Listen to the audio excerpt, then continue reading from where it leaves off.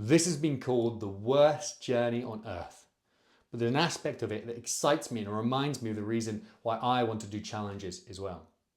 Back in 1911, there was a famous race going on to be the first to reach the South Pole between Scott and Amundsen.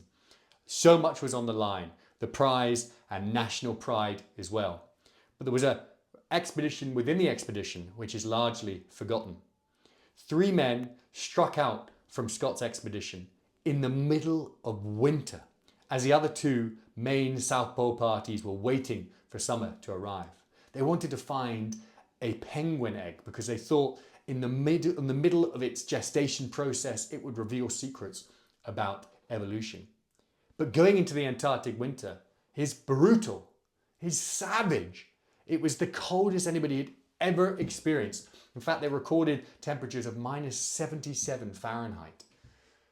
At one point, one of the younger guys, Cherry-Garrard, looked up at the sky and his clothes froze around his neck, and he spent the next 4 hours pulling a sledge, unable to pull his head back down because it was frozen in place by his clothes.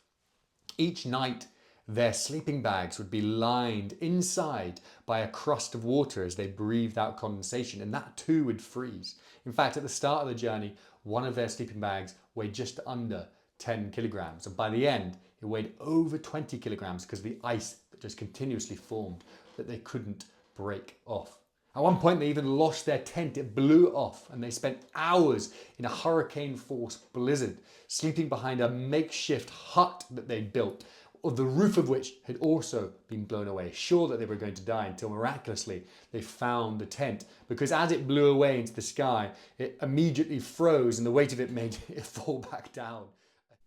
They eventually made it back to the hut where the rest of the expedition was waiting for them. And what strikes me about this expedition within an expedition is the affection these 3 men have for each other. When you read their diaries and their books, it is glowing with pride and love for each other. And it reminds me of one of the key messages in my motivational keynote talks, and that is camaraderie is formed when tough times are shared. And if you view tough times through that perspective as a chance to build bonds, then it takes on a whole new meaning.